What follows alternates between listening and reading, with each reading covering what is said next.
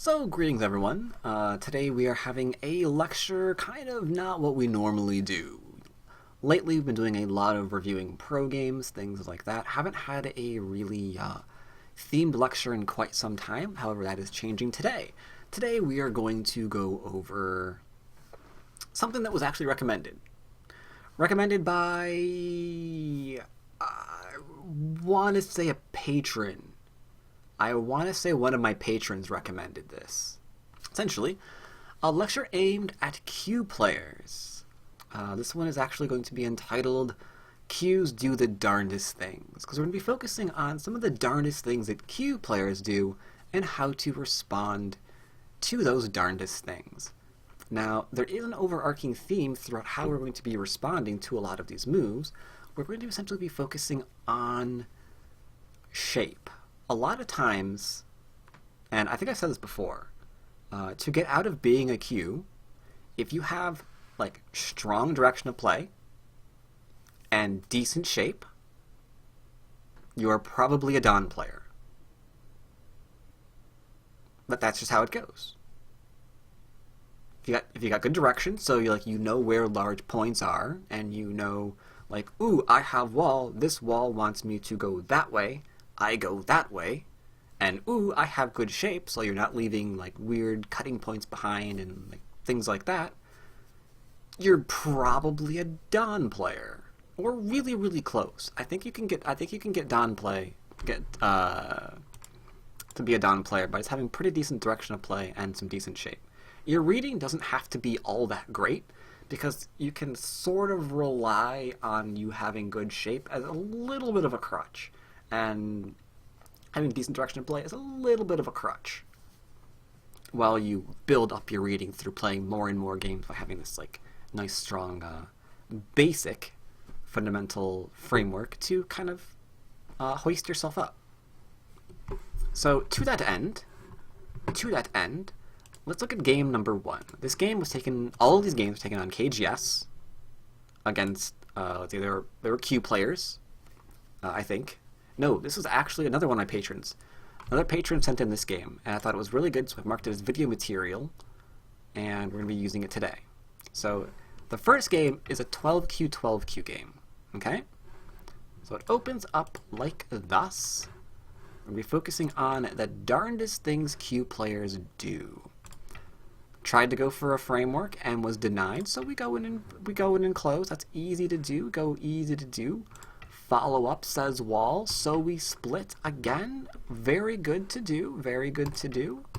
Our opponent pushes us, and we're even getting shapes. So far, so good. We're focused on that. We're focused on that nice, strong shape.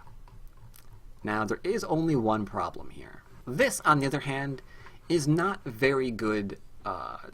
This is not a very good board for white. Because let's say you play here right now, right? Let's say you play here right now. Black has next move. Black can still live back in here. Is this really what you wanted here as white? Maybe not. And it might even be in Gote, because this doesn't have to be responded to. Black is alive. If you respond to this move, black can go nuts, because this is terrible shape. This is a might over-concentrated, right? Now we could say, don't worry, I'm going to play here so we're not over-concentrated, but then that's an issue too. We can kind of like surround things, so we've been kind of given a little bit bad shape here, right? A little bit bad shape here. And yet this is the kind of thing that they do attempt to do. Sometimes because a lot of Qs think, you can't live with this stone, and that this is like a huge, huge corner. But it's not. We have like an overly large enclosure here.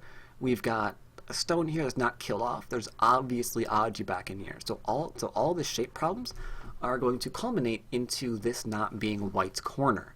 At that point, we've got a strong position here for black. We've got a pretty good corner here. We're going to get territory in here, probably in Sente. I mean, just imagine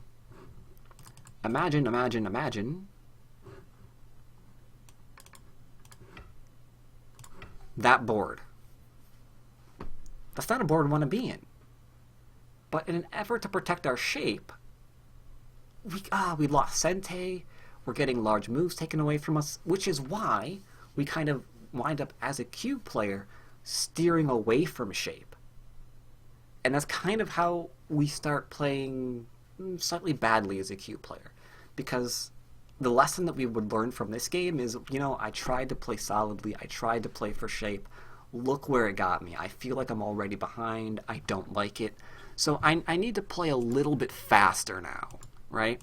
I'm protecting a little bit too much, maybe I'm playing too slowly, so maybe these moves I don't respond to and I go and play somewhere else. And then we kind of get screwed, right?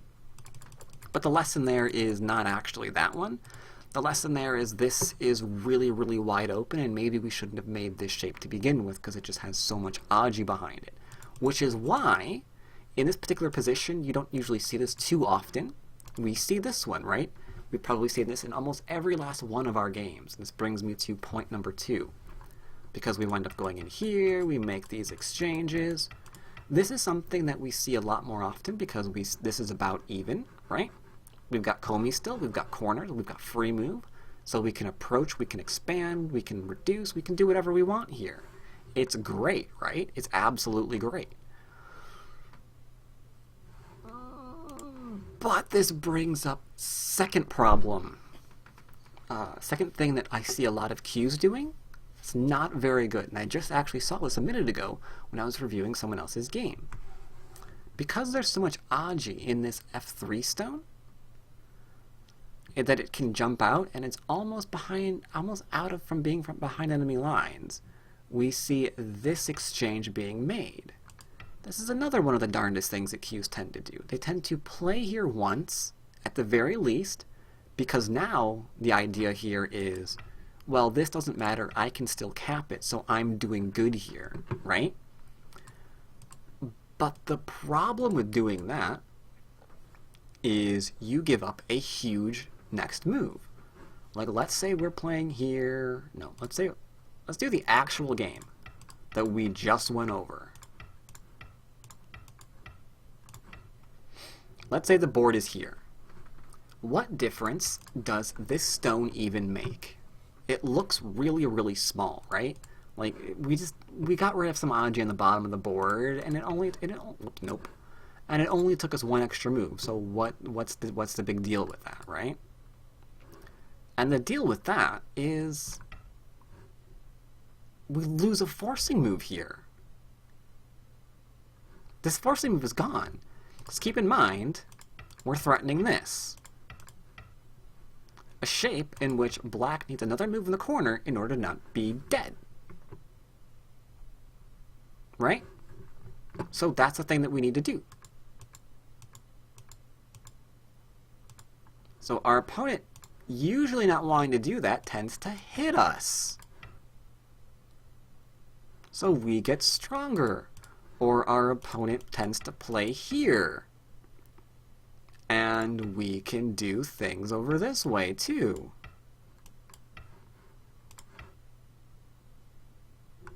So there's a lot of Aji, a lot of potential, a lot of follow-up that just goes out the window because of that one extra move. Because we're not recognizing the shape of this group and the Aji it leaves behind, right? So they figure, I'm just going to get rid of the Aji that's here and allow me to attack this a little bit better, but then we're so gone on this. No longer have that forcing move, can't really develop quickly over here as a result. Bad news. Bad news. So we can kind of see the shape problems we run into with this opening position. That was weird.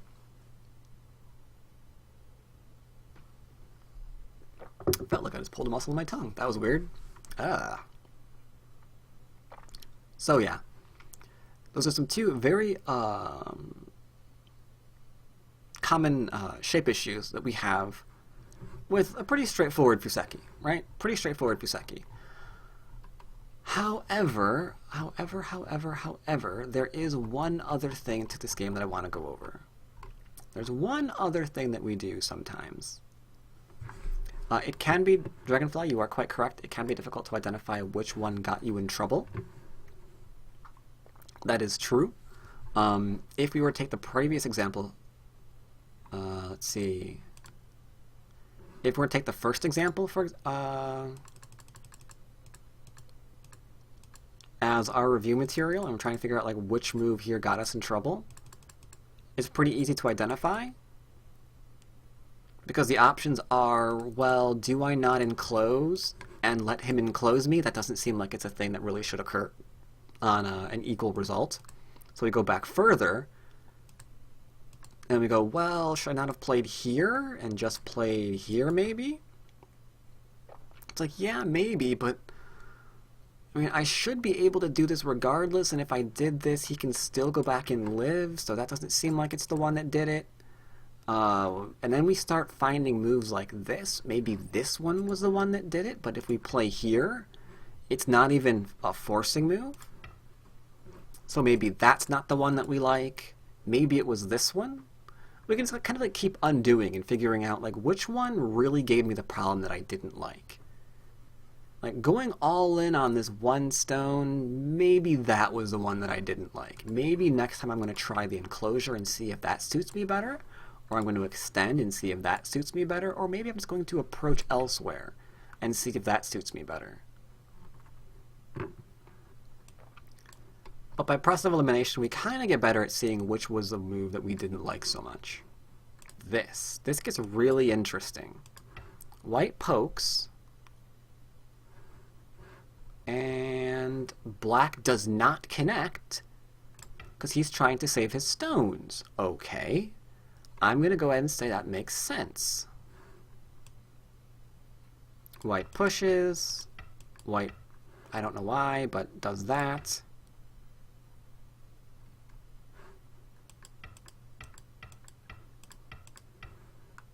You can see that this isn't such a great result. Again, no idea white connects here, but white connects here for some reason.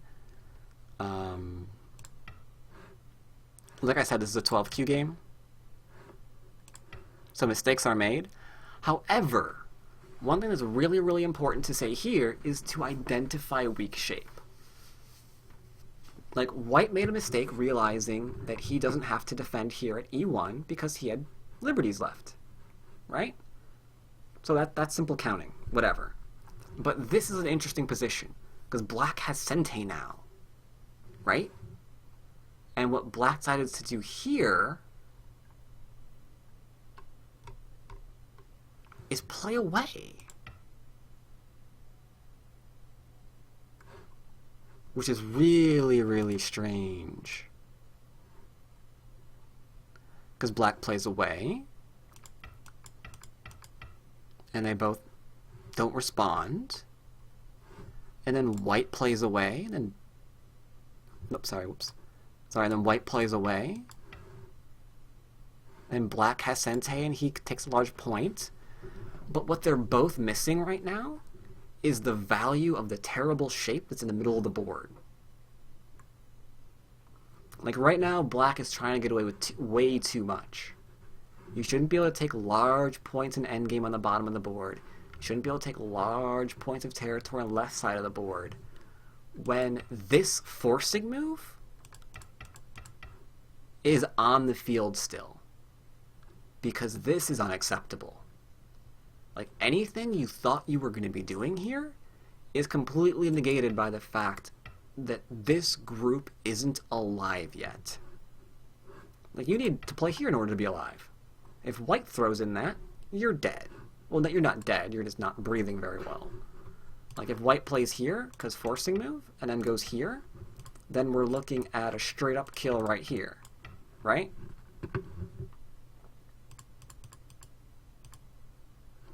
And if all of this is a forcing move, if all of these are forcing moves, what did you just hand your opponent? Did you just hand him the entire middle of the board? I think you did.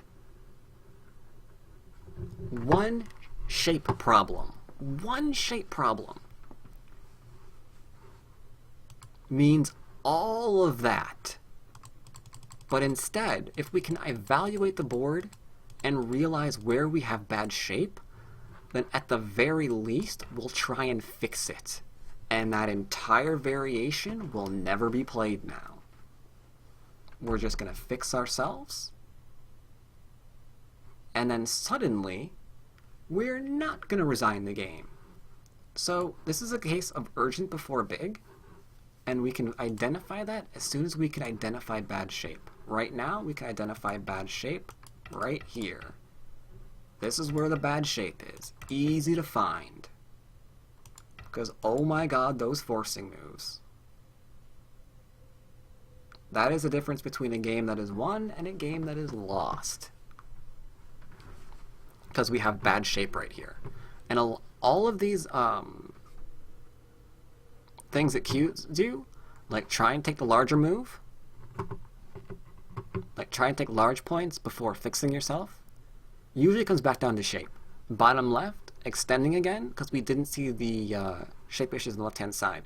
Over-concentrating yourself, didn't see that there's enough shape for white to live in, or for black to live in still. A lot of those come back to shape over and over and over and over and over again. This one is one we can all identify with. This is when our Q opponents start jumping around the board, trying to play everywhere.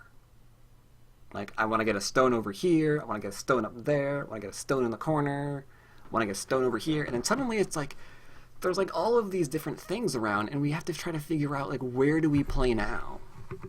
Right? And it really, again, comes back down to shape. Comes back down to shape. Over and over and over again. Comes back down to shape. Shape sucks.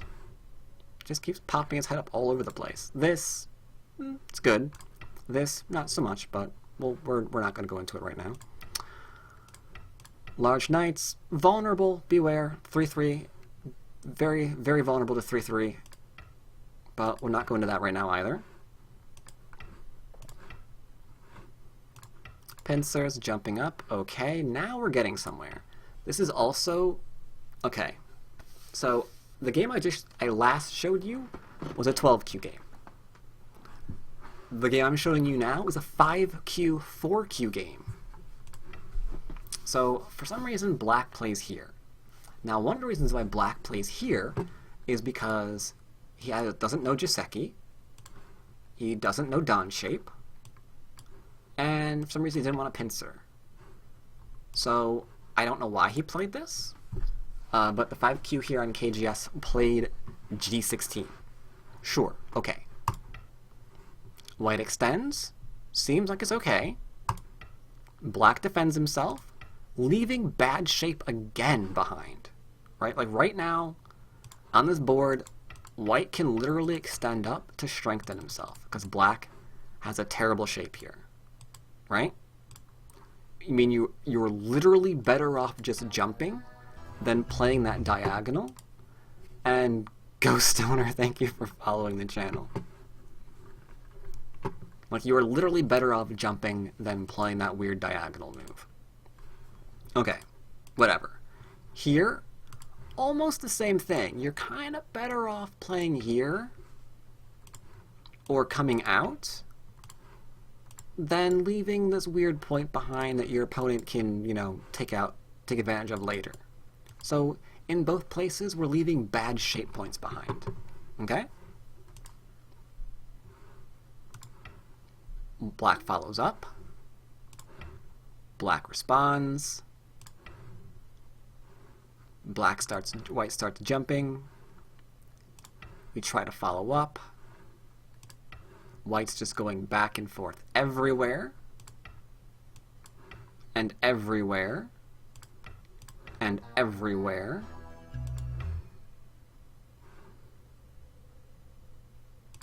And everywhere. And everywhere. And everywhere.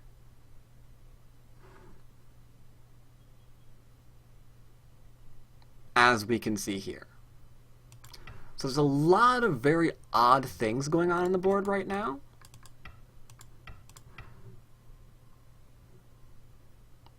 And we kind of have to decide, what on earth are we doing?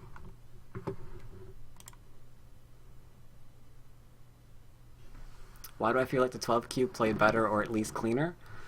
Yeah, the 12Q game was a hair better than this one, wasn't it? Better shapes, definitely. A bit more solid. 4Qs, 5Qs are going to take a bit more risks. Their shapes are going to be a little bit more sketchy, because some of them are learning the bad example that I mentioned earlier, right? Like, we tried to do the whole play solid thing, it just winds up being slow, so we stop doing it, and we're going to be playing like here and there and over this way and that way. Because it seems like the playing solid for shape idea just loses us points. So it's one of the easiest mistakes to fall into as a Q player. Just like to get rid of that crap. It's like, yeah, that stuff doesn't work. Like, who cares about it? So let's examine what the heck is going on this board. Wait, I forgot to make this exchange. Sorry. That's on the board too. But let's go back and see what happened over here. So right away, we've got this move, and our opponent says, okay, so no, right away, we don't usually kick unless we're going to pincer, because we don't want our opponent to have the shape of a perfect base. Generally speaking. We want some uncertainty there. Like, what are you going to do? You're going to back off, then maybe I'll kick you. I'm going to go into my corner, then maybe I can do other things to you. Maybe I can keep my corner and then keep you low. There are a lot of things we can do that so we don't usually kick. Kind of removes options. But okay, sure, he kicked. Sure, why not? He actually played here first, and then he played there, and then that happened. So okay, he kicked, and then his opponent said, "You know what? I want to reapproach you." And he followed up, and I'm good with this. I'm actually good with this. But then he kicked that one too. Instead, we want to evaluate the board. Like, what's weak, what's strong? Well, it looks like these 2 stones are weaker than the 1 stone, because the 2 stones are an investment, the 1 stone is light. So this is a light area. So normally we're going to follow up this and see how it wants to settle. Does it settle this way? All right. Then we've got like more forcing moves in here. We can like harass that shape. Does it defend this way? Okay. Well, I can completely seal off the corner now, or I can completely seal off this in, and now I've got like a really huge wall because I attacked one and not the other, and not both simultaneously. Right? That's what we could have learned there. But okay, we made the mistake, both of them. Now what do we do? Well, now it goes back to shape again. Like, we want to deny this a good base. So where's its shape point? Like, it wants to play here, or maybe here. So we probably want to get in one of these pincers. Like, I don't even care if we play this one. We want to get this one in to make certain that this has uncomfortable shape here, or more importantly, has no shape here. We could be a little bit more aggressive if we want to, and that would be okay as well. Instead, oops, question, how do you decide between playing P13 and approaching Q11?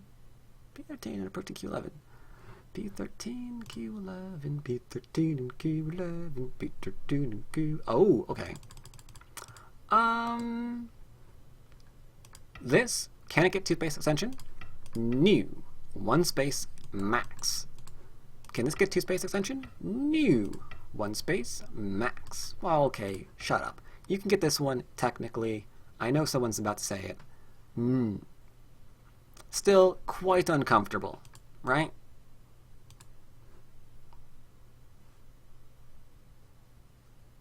Wait, P13. I have a hunch that's not what you meant. Q11, Q11, Q11. What was Q11? Q11 was over here. Q11's over here. Huh.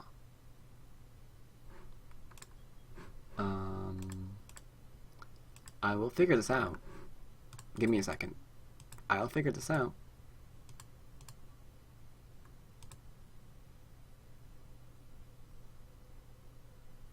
limit black's attack on white. Oh, I gotcha. Versus Q. I gotcha. Alright, so that's a question of where is our profit coming from, Dragonfly?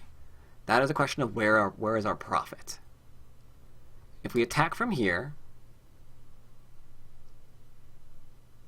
then we are saying, I want this to go this way. Which could be an okay thing to say. Could be an okay thing to say. Or we could just say, I want a wall because the top is really, really weak. Now, unfortunately, on this board, everything is so weak that you can probably get away with saying that. You can probably say either or, because things are actually just that weak.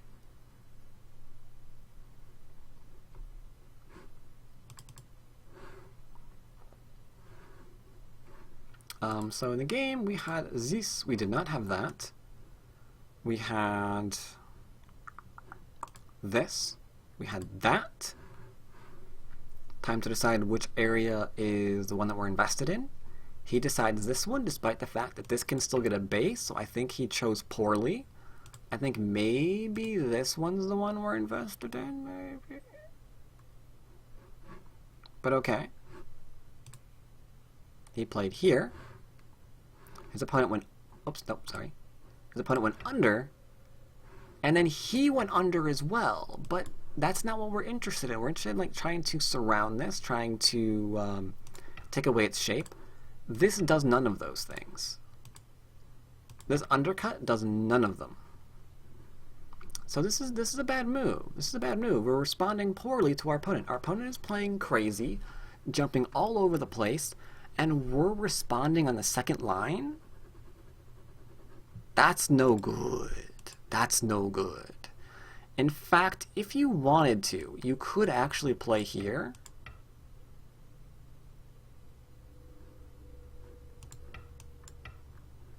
And get enforcing moves before deciding where to play at all. That would be fine too. We're going to grow this area. We could be like, hey, look at me. I'm Captain Growpants. And this goes back into direction of play. We could easily do that. Easily do that. If we take it one thing at a time. Instead,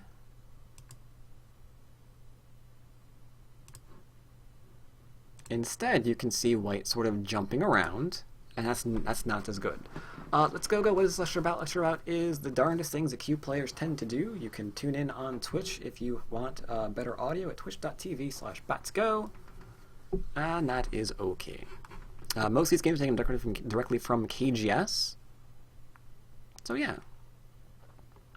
So he went low here, not evaluating shape, not evaluating where he's getting a base from. As a result, he gets to get both.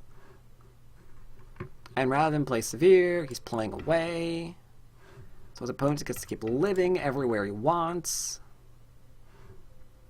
And then when his opponent tries to live everywhere he wants, he's still playing low. And as a result of this, it is not really any surprise. Not really any surprise. Just not picking up profit here as black. Just not picking up that profit. Instead, we're giving away Sente. We're playing slow moves. We've extended slow. We didn't cut. We're turning slow. Giving our opponent ample time to go back and live in the corner. No idea what this is, but okay. And then he took 2 points in Gote. Because this is already alive, right? Can we kill this? Answer, no. We can't. This is alive in the corner. There's no killing it, right? So once we identify that you're alive in the corner completely, we have Sente to play elsewhere. And this right here,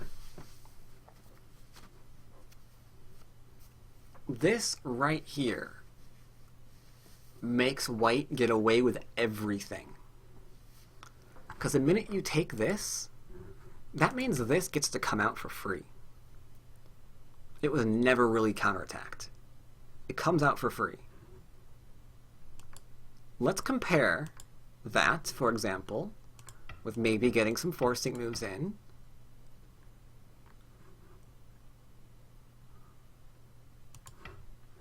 And then attacking the top group severely, because it has no base yet. The difference is stark. Here we realize 2 stones are small. I'm going to profit while attacking. Here, on the other hand, oops, too far. Here on the, nope. Here on the, yes, there we go. Here on the other hand, we see that we maybe can still do this. Whoops. Maybe we can still do this a little bit, but it's not going to be like as effective as it once was. And now that we're in the middle, I mean, is this group going to be a problem? Maybe. So much smaller area, suddenly we're under attack. Bad news bears. So you want to be aware of slow moves, and you want to always look out for shape. And so far the evidence seems to suggest that. Now, in this next game that I want to go over, I think it is... Yes, it is. It is a 2Q versus 2Q game. And I know what you are thinking. The 2Q versus 2Q game, this is a game that's going to have great shape. They're 2Q. They're that close to being Dawn level, right? These guys aren't making the same shape problems. There's no way. I also want to preface this that these 2Qs were playing a 30-minute game with Byoyomi. And they were taking their time, too. I actually sat there watching them. Wonder what they thought about that, but I did. I sat there watching them. Here, Kobayashi variant, sure, whatever. Chinese variant, sure, cool. High Chinese, awesome. Look at that. Now we're defending ourselves. We're getting enclosures and extensions. This is going better. Slight mistake. This should be here. Because this way encourages opponent to get enclosure with the extension, which is OP. But okay. Small mistake. This should either be here or here. Instead, it's a large knight. Meaning the 3/3 is still very vulnerable. So we're kind of seeing some bad shapes already pop up. The large knight, little bit bad. R8, maybe not bad, but leaves a lot of Aji behind. Going ahead and settling. Slow move that both players respond to. Slow move, both players respond to. Slow. Not slow anymore. Slow. Slow. But okay, white finally says that's too slow and he plays elsewhere. I dig. Completely. And in here we have to decide what is profitable for us and what is not. We could say, for example, I'm going to keep my corner because it's worth a lot of territory, and this stone is kind of light. That would be okay. Instead, he says, I'm going to diagonally lean against the group that's already alive, but that is not going to be Sente. So opponent plays here, which is bad shape. It could have been here instead, which is better shape, because this begets this, and then we could have an easy Joseki here. No fuss, no muss. Look at the easy Joseki. And we're alive in the corner, right? Or we could get something different. Again, just keeping in mind some shape. If he goes here, we can go here, and then something like this, and then something like that. And now we practically have enough shape to live with already, right? This is pretty practically enough. Practically enough. We probably aren't dying with all of this shape. Right? Okay. Instead, we do large knight into corner. Little bit small. Also a little weird, but okay. We jump out. All right. A little bit bad shape, leaves a 3-point behind. You could probably get away with something like this, just to cover the weak point. You might be able to get away with this, because you've got that weird defense there. That would be okay too. Instead we're playing here and leaving this potentially vulnerable position behind. A little bit of bad shape. White says this is thickness and comes out. Black responds, as he should. White comes out, and black leans, and white answers him. So once again, we would not actually want to do this. We would want to play something like this maybe, or jump out again maybe, or play here maybe, to get better shape here. This is what we want to do as white to make certain that we're not going to suddenly die. When white plays this, suddenly this is the reality that we're living with. That this is not in any way, shape, or form alive. Like, you could actually just poke this into not being alive if you wanted to. Like, if you weren't completely 100% on shape, you could just be like, look at that, that's clearly not alive right now. I can keep attacking this. Or you can be like, look at me, that is clearly not alive either. I can absolutely keep attacking this. You can do a lot of different things here. But unfortunately, none of them did.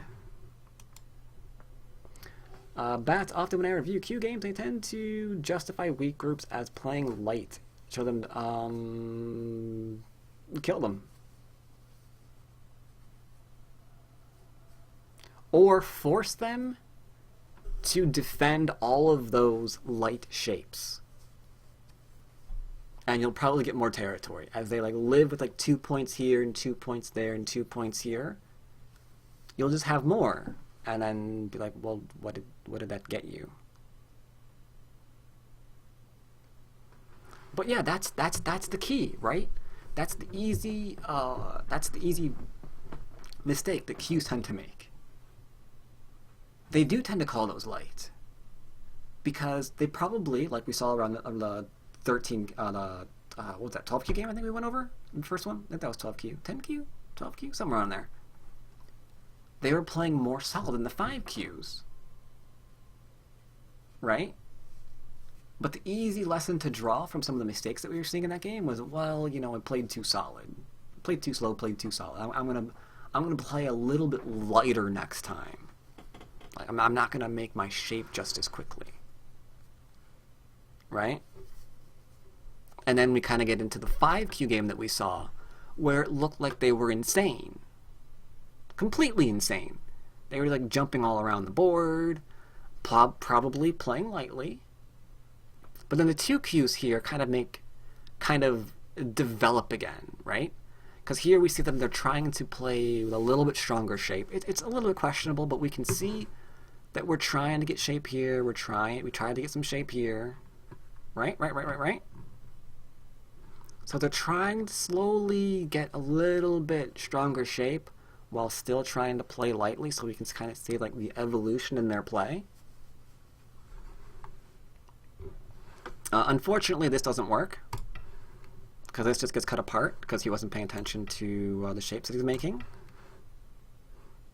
Instead, he could have harassed this. He could have made life over here and then come in from the side, right? He could have recognized this is the thing that's hard to get in through because of the bad shape that I have with the Hane and stuff. But he's not going to do that. Instead, he's actually going all in. He's like, he's going over here. He's getting cut off. He's doubling down on his connection.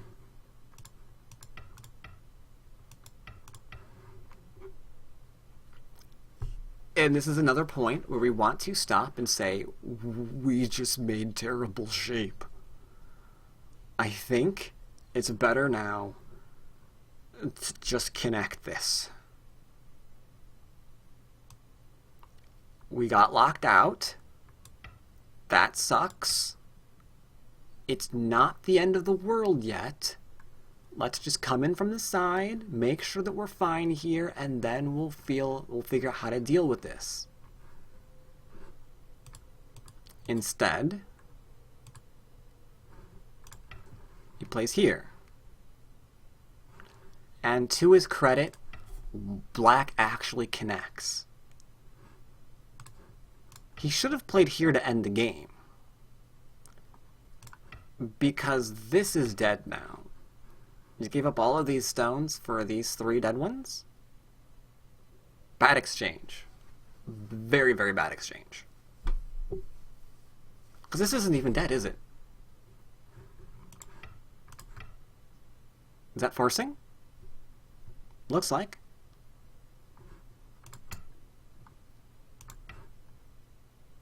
But that's... So we killed that in Sente.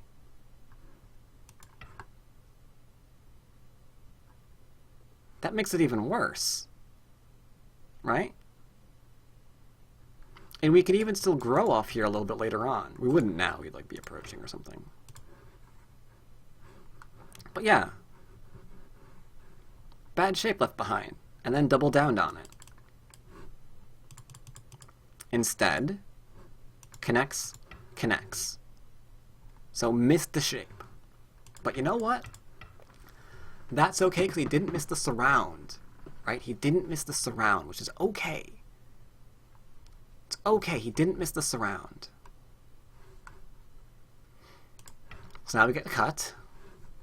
Throw in Atari to escape. Turns here. Is the cutting point a problem? No, because we've got a shape point at N17. So this is never an issue. Therefore, we could extend here as white, as black. But he deemed he has bad shape. He's got good shape, but he said he has bad shape. And he plays here, allowing white to Hane. And he Hanes in return. And he defends his cutting point.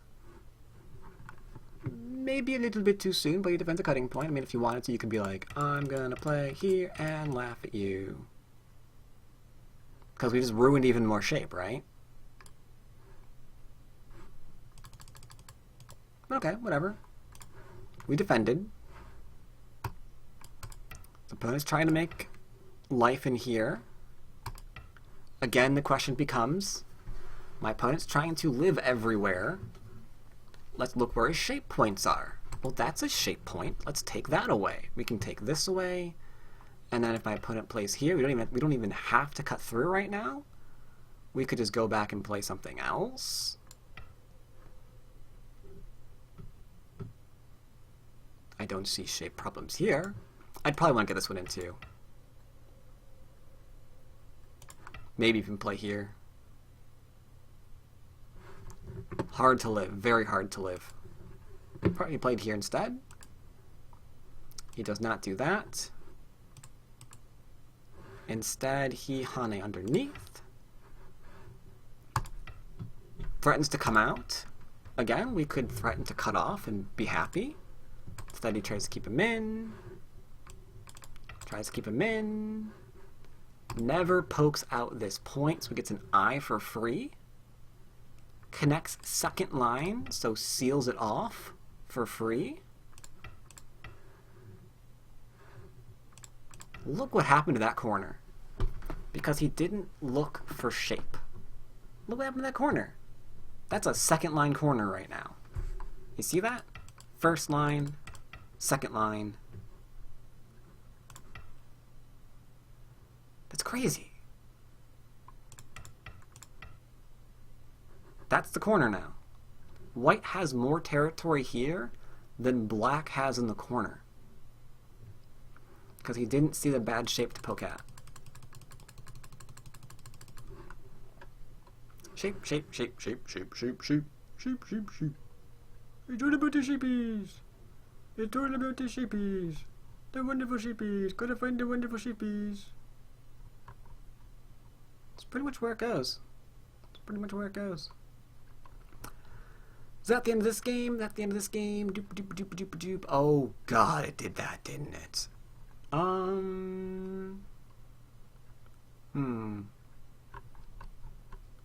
Now, regretfully,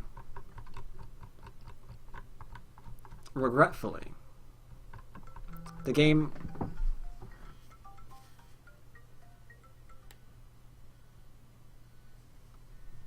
new.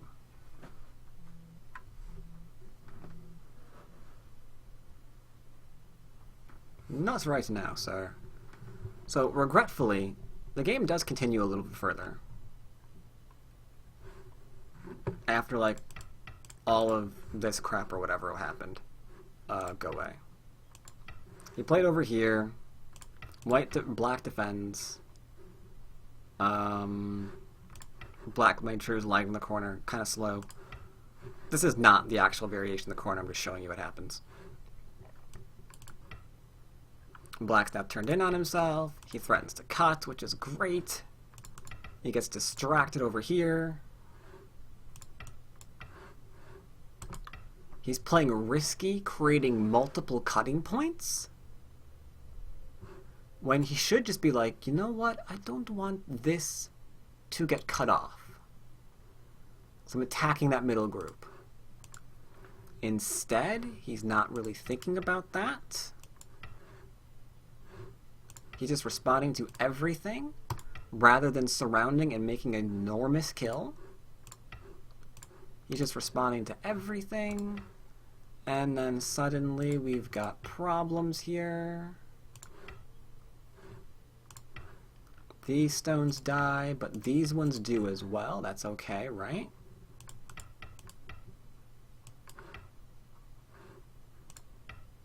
We Atari here. And then suddenly all of that's going for white, right? All of that's going for white.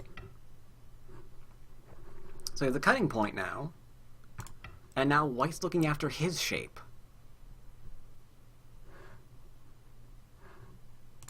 Now we have nothing to work against.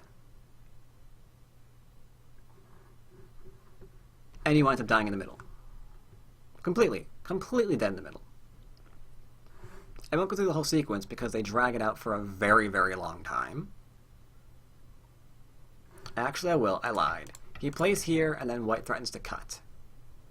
So the question now is, where's the shape? Does this give me better shape as black? Or does this give me better shape as black? And the answer, sadly, was very obvious. This gives him better shape because white's shape here cannot take a cut through. That peep cannot take a cut through. And then we live. Instead, he allowed himself to be cut into two places, so this black group here is dead. It winds up dying, and white wins the game. GG. Again, always goes back down to shape. Always goes back down to shape. Shape, shape, sheep, sheep, sheep, sheep, sheep. Now, I had one more game I wanted to go over from last night.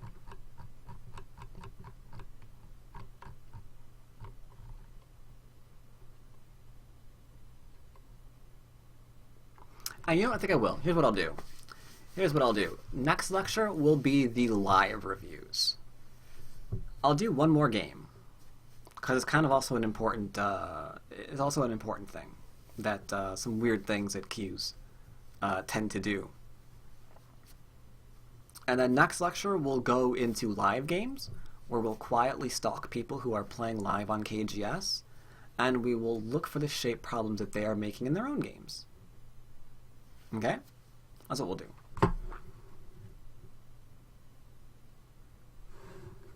So our last example of the day is from a 5Q, 6Q game.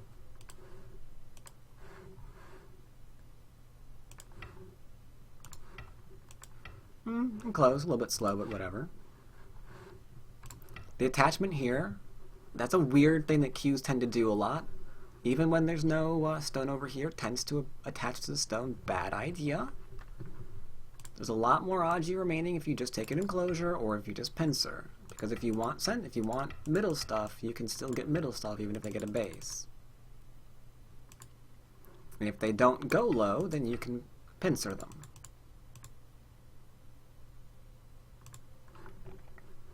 No reason to attach just because you want influence. Instead, we have this, which is very, very bizarre.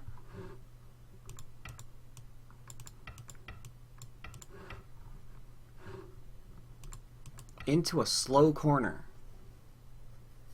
016 moves a little bit better when there's a move already on the board, like around Q10, for example. Bit better then. R18 is extremely slow and a bad move because you just passed. You got all of this influence, and then you said, I want territory. So then white comes along and says, yeah, territory is all yours.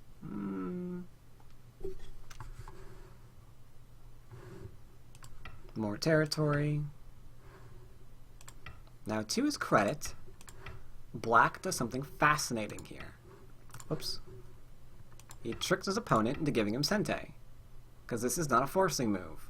We could pincer here. We could pincer the bottom, because the top is already alive, right? You cannot stop the top from making two eyes, or extending, or whatever. So the top is completely A-okay. Not a forcing move, but okay. White responds. Meh. Small thing. And then white plays all the way over here. Or black does, sorry. This is another one of the darndest things that Kyus tend to do. They tend to make this exchange, not realizing, whoops, this is bad. Because the common follow-up means those stones are dead.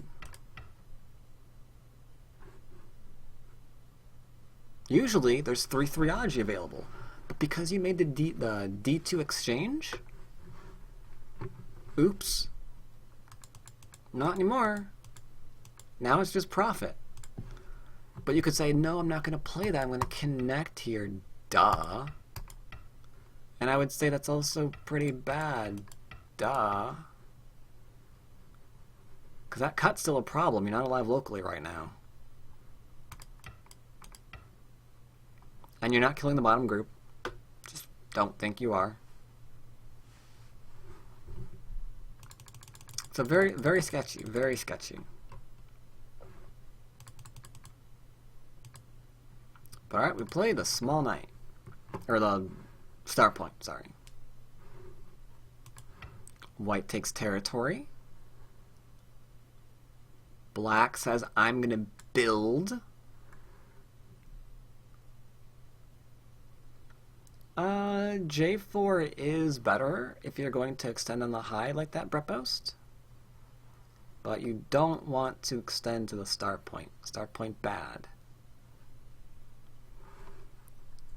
So this is a good move. It's pressuring. I like the pressure. We could have also technically played here. Solidify our corner. Force an extension. But okay, we're going for the middle development. You forced your opponent to settle. And then, rather than build up and take away the problems in our shape, we could defend the shape problem and build at the same time because of our last move. He plays under. He's kind of trying to kill. How do you decide between the J3 Nobi and the J4 wedge?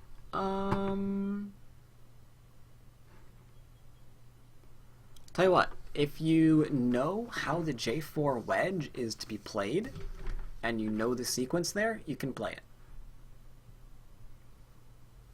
If you're not certain, just Nobi. Like, if you know what happens when you play J4 and they Atari underneath, you know the variations there, then you can play it. You don't know the variations there, then you don't, because they're complicated. They can be. So yeah, here black goes under. Black goes under, trying to steal a base. But we have no witches in the base. We should be trying to build. Look at all this amazing stuff. We shouldn't be trying to do that. That's weird. But we're going to be weird. We're going to be weird. Responds. He's trying to steal a base. And trying to steal a base. The base has been stolen. Clearly Black has learned to try to steal a base. Because he's really, really set to steal that base.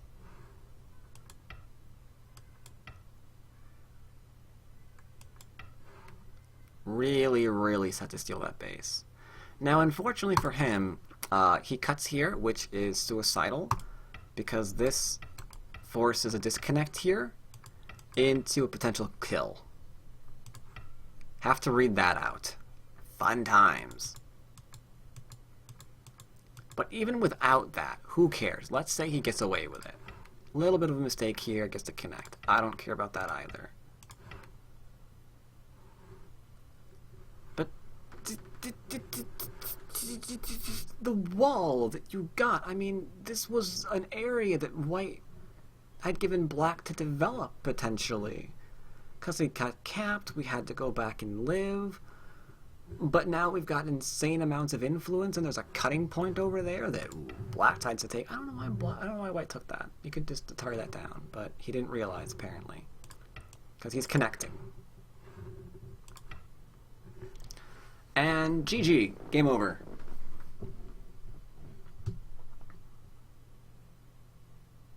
That's game. The entire middle got cut off. Not good.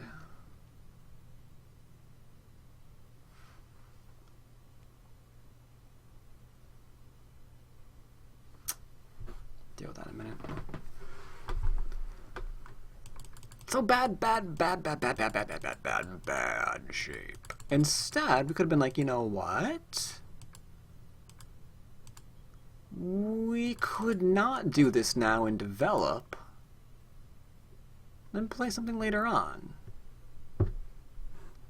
That would be okay.